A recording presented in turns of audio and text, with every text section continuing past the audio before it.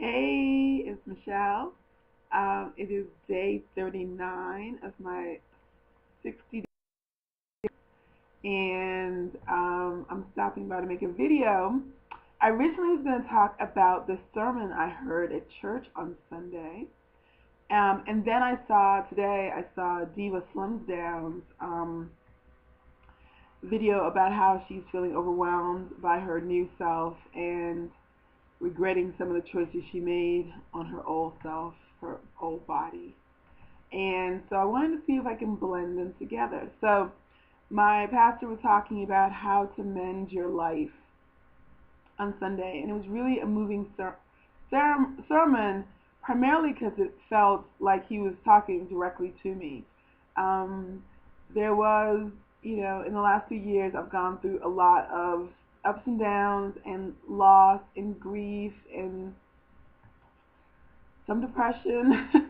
And it took a lot of work to sort of get to where I am today. Not just the weight loss. I mean, it was a lot of work to lose 90 pounds. But the other things that I had to sort of come to terms with about my life and the version of my life that I'm living now.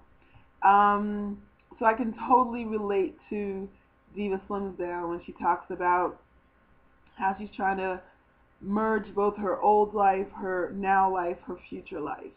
And I think one of the things that the pastor says about that, if we try to blend in the things that have happened to us, both good and bad, into our life as a quilt, that they build character and they allow us to see the richness of the entirety of our life that we've lived. Often people, when things break in our lives, be it a piece of electronic or a car or a relationship, we tend to throw it away. We tend to discard it. Like, we just don't want to see evidence of our failings or things that no longer work. And so he suggests that maybe like the quilters, and he talks about his grandma, um, of the day, when a shirt or a pair of pants or a piece of clothing in general no longer served that purpose, they would cut it up and blend it into a quilt and then refashion it into this awesome thing. This thing that comforted and kept people warm and brought character and beauty to their home. And I was like, right. So I think about the things that I used to talk about a lot that I lost in the last 3 years. I lost my financial independence. I lost a relationship. I lost some of my confidence in the way I saw the world. I lost my perspective on the life I thought I was living and the kind of life I thought I wanted.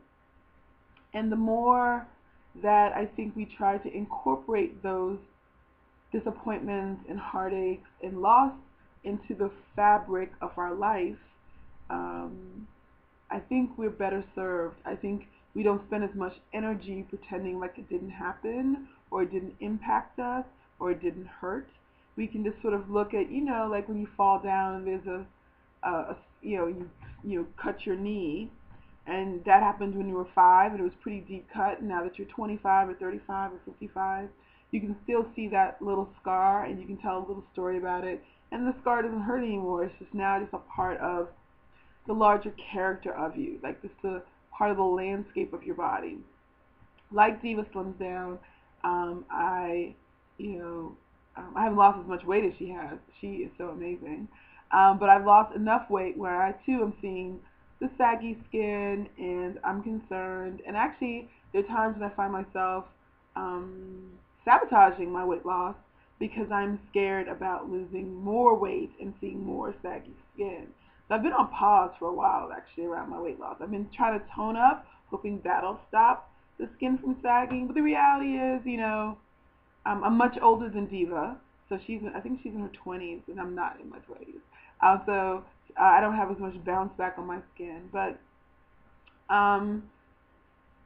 yeah, I sort of, I worry about the skin underneath my arm, the skin on my belly, and what is that going to look like, and what is my lover going to think, and what am I going to think in general when I step out the shower, and how that feels upsetting when you look at the body that you've created through your own recklessness. And I'm speaking for myself.